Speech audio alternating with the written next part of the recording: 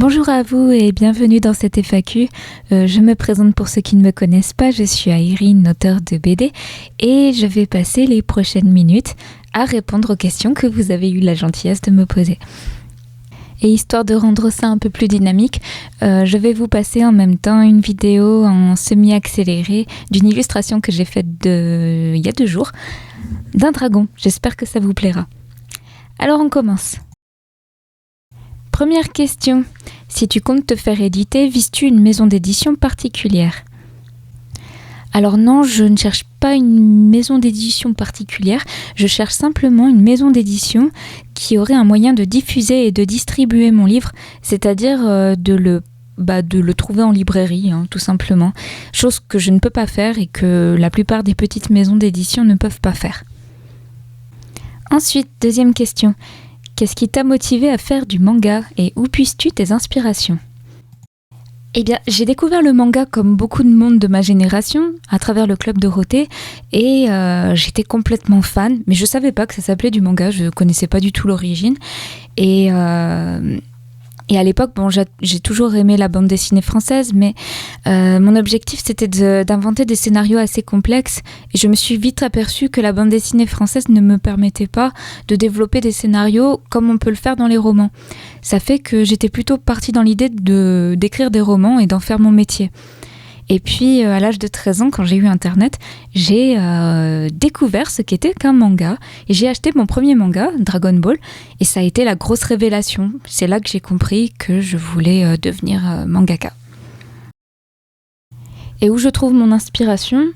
Là, je vais être très classique, c'est comme la plupart des artistes, à travers moi, mon entourage, l'environnement qui m'entoure, les choses que j'apprends par internet ou par les journaux. Et puis je me suis aussi remise récemment à lire, ce que j'avais arrêté parce que j'étais trop focalisée sur la création.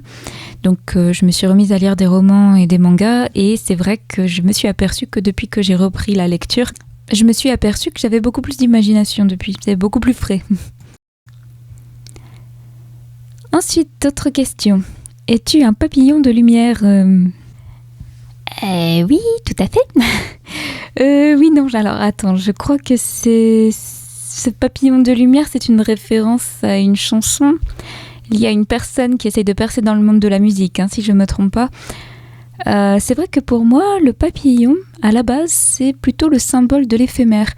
Et j'espère vraiment que je ne serai pas une artiste éphémère, comme la plupart des artistes le pensent. Ce que j'espère déjà, c'est pouvoir percer, arriver à vivre de mon art et puis espérer pouvoir faire ça durant toute ma carrière, jusqu'à la fin de ma carrière, on va espérer ça. Après, autre question. Quand sortira le tome 2 de Chronoctis Express ?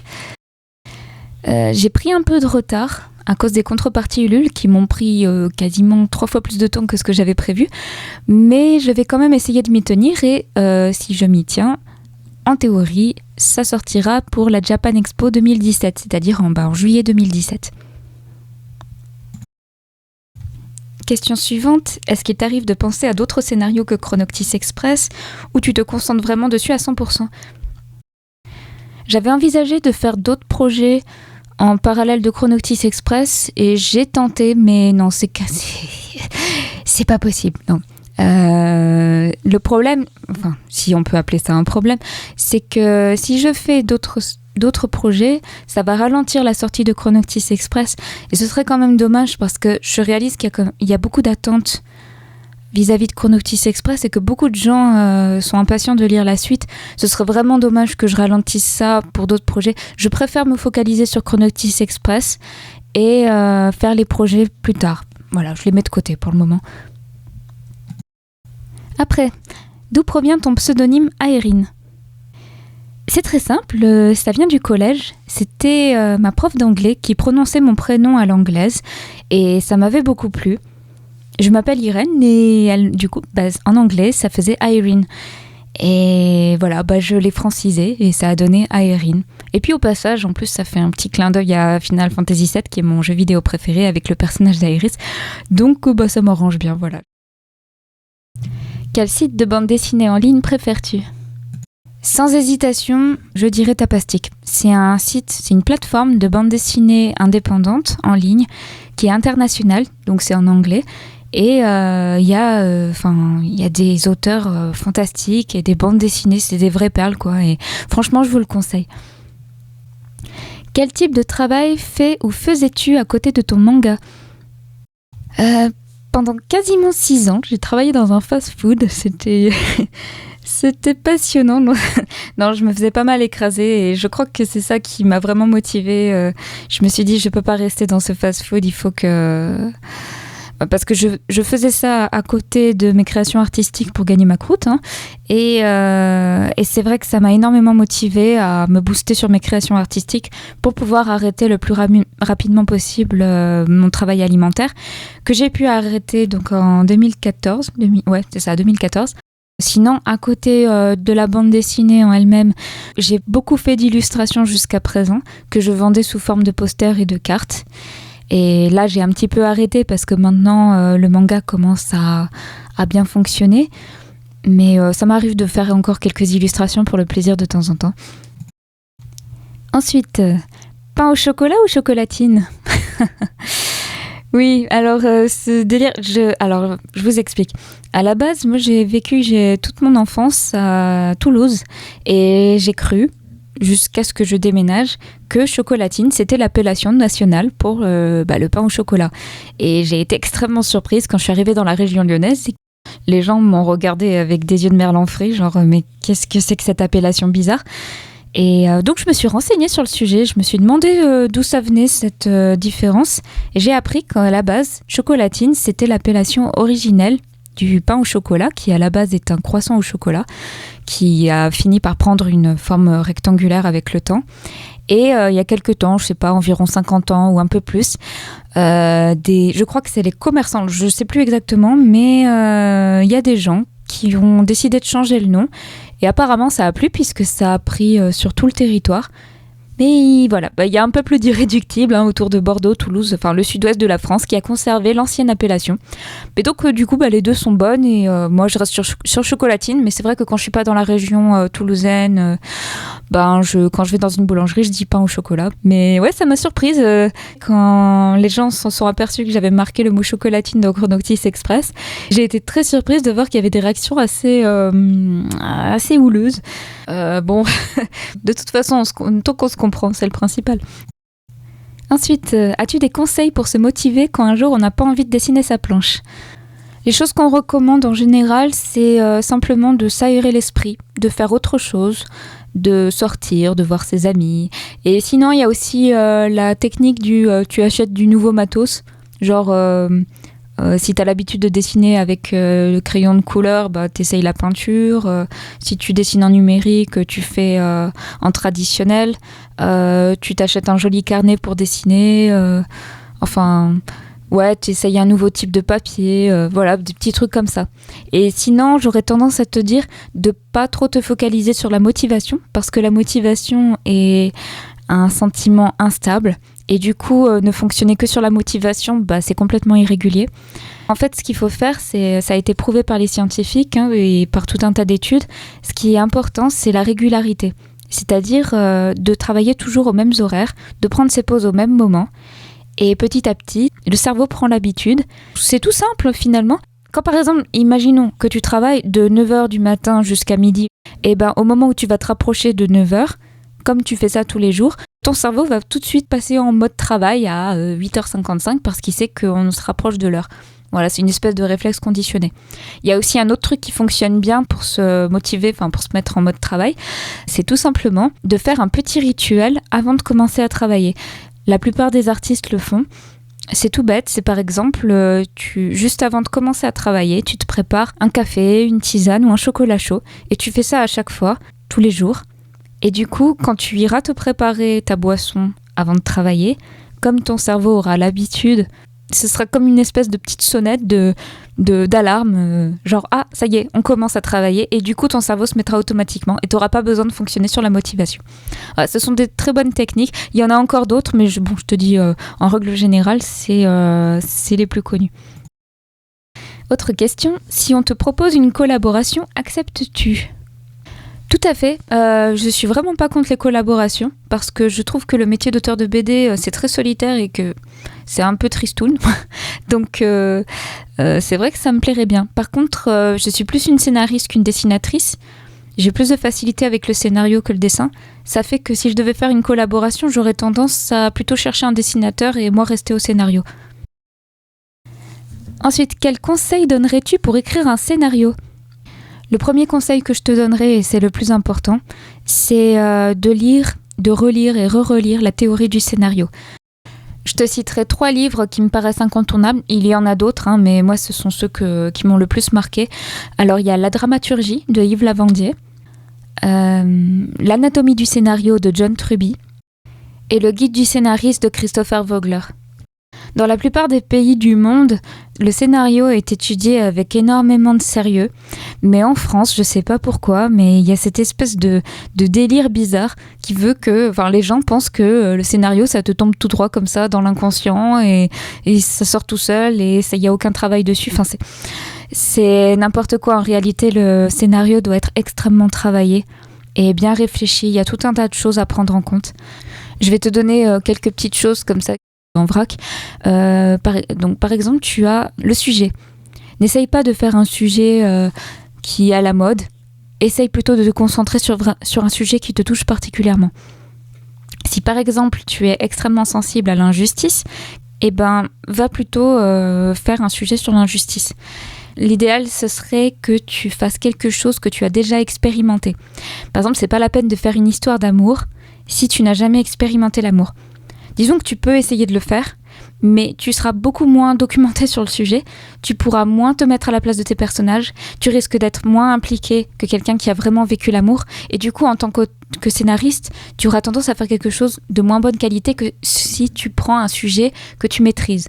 Donc, d'une part, tu prends un sujet que tu connais, et d'autre part, tu essayes de faire quelque chose qui te touche vraiment, parce que tu vas y travailler dessus pendant des mois et que donc c'est très important que ce soit quelque chose qui te tienne à cœur. Ensuite, par rapport à ce sujet qui te tient à cœur, donc là je parlais de l'injustice, on va rester dessus, il faut que tu trouves une morale, c'est-à-dire un point de vue sur l'injustice. Si par exemple pour toi l'injustice doit être combattue, tu vas parler de cette certaine façon de la combattre dans ton histoire et chacun de tes personnages aura un point de vue particulier sur ce sujet-là, donc sur comment traiter l'injustice.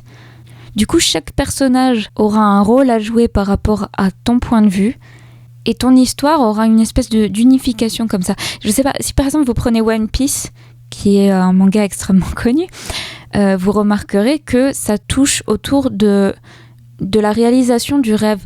Luffy a un rêve, c'est de devenir le roi des pirates et chaque personnage a son point de vue sur est-ce qu'il faut réaliser son rêve, est-ce qu'on doit mettre toutes ses tripes sur son rêve, est-ce qu'il faut abandonner, Et vous remarquez qu'à chaque fois qu'on rencontre un personnage, il a tendance à nous parler de son rêve, de l'objectif de sa vie et de comment est-ce qu'il fait pour le gérer, est-ce qu'il l'a oublié, etc. Ça donne une cohérence et quelque chose d'extrêmement fort. Ensuite, conseil pour commencer un manga.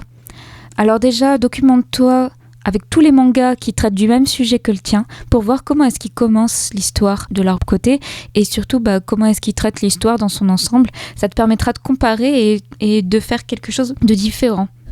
Et ensuite, on a tendance à dire que la première page d'un manga est censée être la symbolique de toute l'histoire. Si par exemple, je parlais des histoires d'amour, c'est un truc assez classique. Si tu fais une histoire dont le sujet c'est un personnage qui n'arrive jamais à séduire, eh bien la première page du manga, ce sera ton personnage qui se prend un râteau. Et là, on aura tout de suite compris où on veut en venir dans cette histoire. Ensuite, est-ce que tu lis toi aussi des mangas amateurs ? Si oui, lesquels ?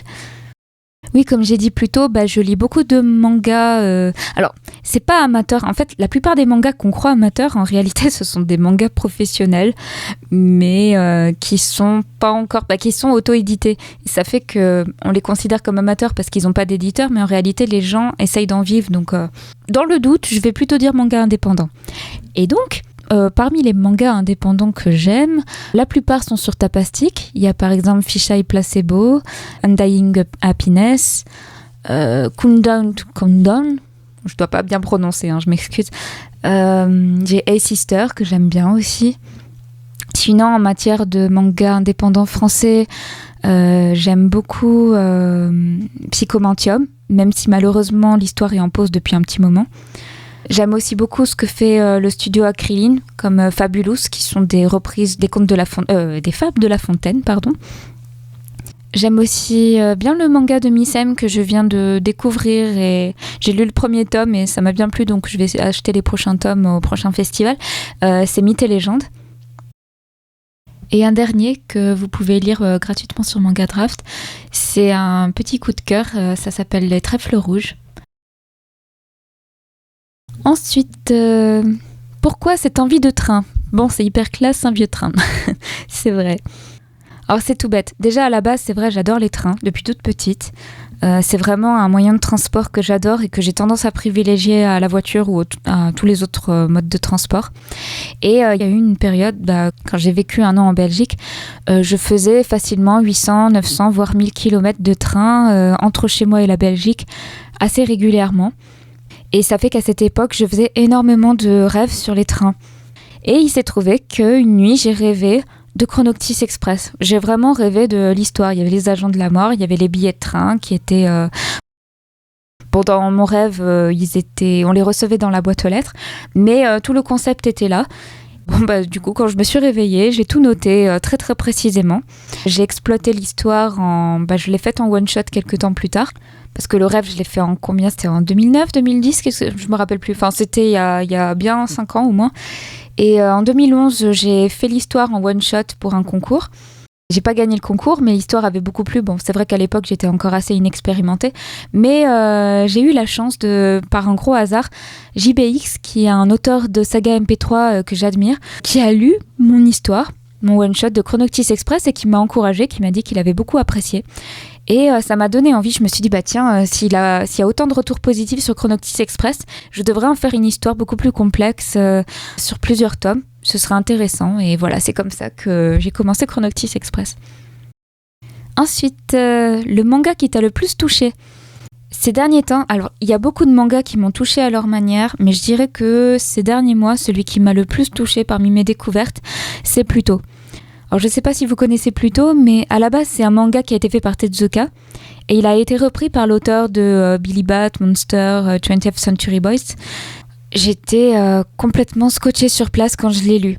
Que ce soit dans la maîtrise du rythme, les personnages, comment est-ce qu'ils sont travaillés, les émotions qui sont mises par les gestes, par toutes ces choses. La thématique que j'adore particulièrement, les plans, on a l'impression de voir un film. Je suis en totale admiration et j'avoue que j'ai toujours ce manga sur un coin de ma table comme référence parce que c'est mon objectif. J'aimerais vraiment un jour arriver à cette qualité en tant que scénariste et aussi en tant que dessinatrice. Ensuite, comment bien dessiner ? Eh bien, malheureusement, il n'y a pas de recette miracle. C'est beaucoup, beaucoup, beaucoup de travail. En réalité, quand vous voyez quelqu'un qui dessine extrêmement bien, vous vous dites « Oh, il est talentueux, il a un don, etc. » Non, en fait, c'est juste un gros acharné du travail. Et c'est valable pour à peu près, je dirais, peut-être 99% des gens. Donc, il suffit simplement de dessiner tous les jours. Pas simplement dessiner, en fait, il faut dessiner en observant, faire des croquis d'observation de ce qui vous entoure. Vous prenez des photos, vous prenez ce que vous voyez autour de vous et vous le dessinez, vous recopiez, vous regardez vos auteurs préférés ou vos dessinateurs préférés, vous essayez de comprendre comment est-ce qu'ils ont fait, vous essayez de reproduire leurs illustrations et puis à force, quand ça fera 500 heures que vous faites ça, quand ça fera 1000 heures, vous remarquerez que vous aurez énormément progressé et petit à petit, voilà, vous commencerez à avoir un super niveau. Prévois-tu un nouveau projet de BD par la suite ? Donc oui, effectivement, le projet que j'aimerais faire avec Chronoctis Express s'appelle Courrier à toi. J'avais l'intention de le faire en parallèle de Chronoctis Express, mais comme je vous ai dit, je vais plutôt le mettre de côté et je vais continuer à travailler un peu sur le scénario en attendant de temps à autre. Ensuite, plus tard, je voudrais être mangaka moi aussi. À quoi dois-je me préparer ? À souffrir. Non, sérieusement. Sérieusement, à quoi tu dois te préparer ? Alors, il faut savoir que les choses qui touchent en général les plus les mangakas, c'est la solitude en France évidemment, puisqu'au Japon, ils travaillent en groupe, hein, c'est du travail à la chaîne. Mais en France, comme tu souffres de solitude parce que tu travailles tout seul, tu n'as que très peu de recul sur ton travail, donc tu as tendance à avoir beaucoup de doutes, donc tu as tendance à facilement déprimer. En plus de ça, comme tu dois travailler comme une dingue et que tu n'as pas de vie sociale, niveau moral, c'est pas fantastique. Et c'est pas fantastique niveau physique non plus, puisque les auteurs de BD ont tendance à avoir beaucoup de problèmes parce qu'ils font rarement du sport. Et voilà, donc essaye au maximum de t'organiser le plus tôt possible pour pouvoir t'accorder du temps libre. C'est inutile d'essayer de se presser pour essayer de devenir professionnel le plus rapidement possible. Simplement organise-toi. Dis-toi que c'est pas un sprint, c'est une course d'endurance. Durant toute ta vie. Tu es censé tenir jusqu'à l'âge d'à peu près 65 ans. Donc, essaye de préserver ta santé, ton moral, de continuer à voir tes amis au maximum. Je sais qu'on a tendance à dire que les auteurs de BD sont censés se tuer à la tâche, mais je trouve ça complètement stupide et je pense que c'est quelque chose qui doit changer parce que c'est bon pour personne. Voilà. Donc, organisé, surtout, régulier, comme j'ai dit. La motivation, c'est quelque chose d'instable. Donc, au lieu d'être motivée, sois régulière. Fixe-toi des horaires précis de travail. Ne sois pas trop gourmande à ce niveau-là. Essaye de te concentrer sur des plages horaires que tu sais que tu peux tenir. Fais des pauses régulières, repose tes yeux, fais des étirements, des exercices. Voilà. Et puis, ça ira très bien. Ensuite, comment as-tu eu l'idée de créer Chronoctis Express, ses personnages et son histoire ? Comme je vous l'ai dit, déjà à la base, c'est parti d'un rêve. Ça fait que déjà au niveau de l'histoire, j'ai pas eu grand chose à faire, juste la peaufiner. Après, à partir de l'idée du train des morts, je me suis dit quel est le sujet, quelle est la morale que je pourrais le plus travailler par rapport à ça. Donc j'ai réfléchi aux choses qui me touchent le plus et par rapport à ce qui me touchait le plus, j'ai choisi un point de vue en particulier et par rapport à ce point de vue, ensuite j'ai créé mes personnages en fonction de ça. Donc voilà. Après, j'avais créé un personnage, un agent de la mort qui s'appelait Harpe. Je suis partie un peu à l'envers, d'habitude c'est pas comme ça qu'on fait, mais j'ai essayé d'imaginer quelle avait été sa vie avant de devenir agent funeste. Et c'est comme ça que naturellement, ça a commencé à se dégoupiller, Chronoctis Express. Voudrais-tu que ton manga sorte en animé ? Carrément. Carrément, ouais, comme tous les auteurs de BD d'ailleurs, voir son personnage s'animer, avoir de la musique, des sons, des voix, ce serait fantastique. Malheureusement, je pense que c'est pas possible, mais si l'occasion se présente, ouais, je saute dessus. Ensuite, cap de résister à 5 minutes de chatouille pieds nus. Mais qu'est-ce que c'est que cette question, Dimitri ? Alors, je te dirais que je ne suis pas chatouilleuse des pieds, donc ça ne me dérangerait absolument pas. Ensuite, dans combien de temps déjà Courrier-à-toi ? Ah oui, c'est le projet dont je parlais, celui qui me tient à cœur après. Comme je vous ai dit, je le ferai après Chronoctis Express, donc ce sera d'ici 3, 4, 5 ans à peu près. Comptes-tu proposer Chronoctis Express à une maison d'édition un jour ou souhaites-tu rester indépendante ? Ah oui, alors ça... Je vous dirais jusqu'à présent, j'étais plutôt partie dans l'idée de rester indépendante, mais j'ai changé d'avis ces derniers mois en m'apercevant finalement que l'auto-édition c'était quelque chose d'extrêmement chronophage qui demande énormément d'investissement sur tout un tas de choses et beaucoup de compétences. Il faut être polyvalent sur tout un tas de domaines et malheureusement, c'est vrai que moi j'aimerais me focaliser sur la création. Donc tout ce qui est logistique, comptabilité, administratif, communication, toutes ces choses-là, même si c'est pas déplaisant, c'est vrai que j'aimerais bien essayer de trouver quelqu'un pour faire toutes ces tâches-là, pour pouvoir me focaliser sur la création. Donc c'est vrai que si un éditeur était un éditeur évidemment qui a un diffuseur et un distributeur, était intéressé par mon projet, ouais, ça m'arrangerait. Tu prends soin de toi et tu ne te tues plus au travail, hein ? Oui, tout à fait. Oui, alors en fait, j'ai passé l'âge de 20 ans à 30 ans à bosser comme une malade, à dégager, plus avoir de vie sociale, à ne plus faire absolument aucun sport, à ne plus sortir de chez moi pour bosser, pour essayer de devenir professionnel le plus rapidement possible. Et c'est complètement stupide. Je ne conseille de faire ça à personne. Parce que tout à coup, à l'âge de 30 ans, il y a tout qui m'est tombé dessus au niveau santé. J'ai eu tout un tas de soucis. Actuellement, du coup, je suis en train d'essayer de réparer les pots cassés. C'est ce que je disais, voilà, c'est une course d'endurance. Il ne faut pas essayer d'être impatient. Et le travail d'artiste, en général, ça prend plusieurs années pour se faire une communauté. Et pour en vivre, ça prend encore plus de temps. Et encore, il y a même beaucoup de professionnels qui n'arrivent jamais vraiment à en vivre et qui sont obligés de faire beaucoup de choses à côté pour joindre les deux bouts. Je pense que j'ai été un petit peu trop pressée, trop ambitieuse, voilà, parce que j'étais jeune et que je pensais que c'était plus simple que ça d'être auteur de BD. Mais voilà, donc là, j'ai vachement réduit. J'essaye de m'accorder le week-end maintenant, ce que je ne faisais jamais jusqu'à présent. Alors, c'est pas facile parce que je suis devenue une grosse droguée du travail et que du coup, dès que je travaille pas, je me sens coupable.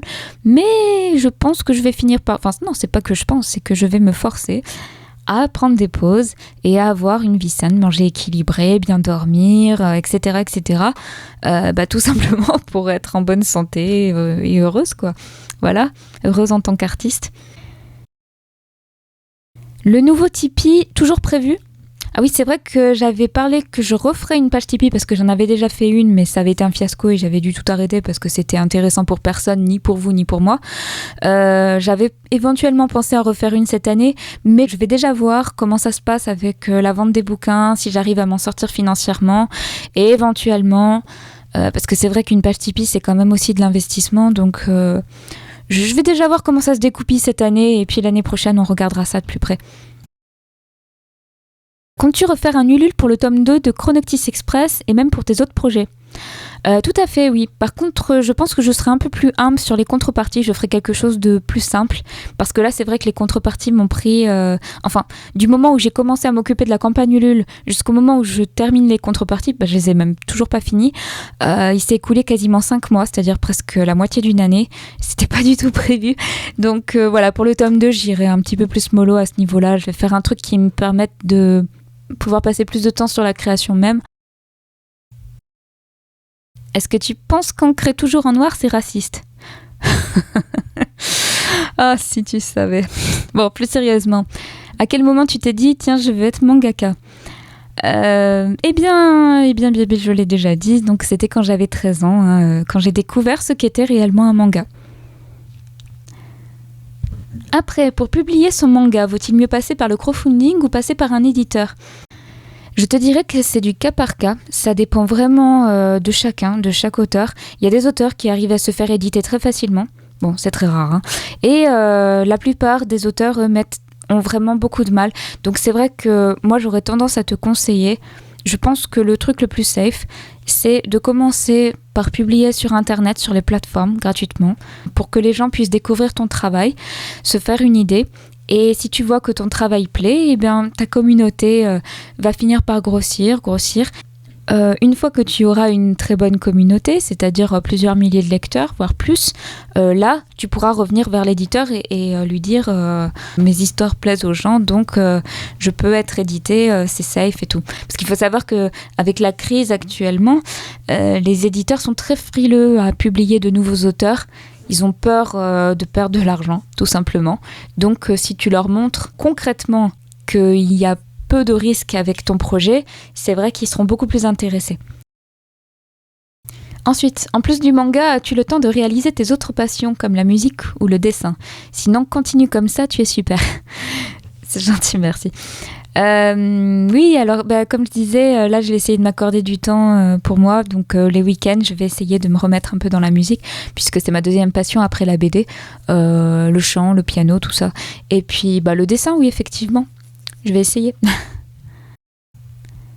Après, pas trop dur d'être indé. Si c'est difficile. C'est difficile, mais c'est pas désagréable. Je trouve qu'il y a beaucoup d'avantages. On est libre, on fait ce qu'on veut, on a notre propre rythme. On n'est pas dépendant des conditions extrêmement sévères de l'édition classique. Parce qu'il faut savoir que dans l'édition classique, quand votre livre arrive en librairie, il a à peu près entre 1 et 3 semaines de vie pour faire ses preuves. Alors que quand vous êtes dans l'auto-édition, votre livre il peut durer pendant des mois, voire des années. Ça vous permet de vous créer une communauté beaucoup plus facilement. Et... En fait, je dirais, c'est vrai que c'est pas facile d'être indépendant. Si jamais j'arrive à trouver un éditeur, ce sera super. Mais pour le moment, j'essaye de profiter de la liberté que j'ai. On en avait parlé un peu à la Japan Expo, mais tu es pro et indépendante, ce qui est souvent appelé amateur dans le secteur. Est-ce que tu as l'impression que ça te ferme beaucoup de portes ou t'en ouvre d'autres ? Je dirais que globalement, ça ne me ferme pas particulièrement de portes. La seule chose que ça dérange, en fait, c'est ma petite fierté d'auteur. Donc ça va, c'est pas bien méchant. Parmi les amateurs que je connais, en fait, la plupart sont dans ma situation. C'est vrai que l'auto-édition, ça reste une notion encore assez récente dans la tête des gens.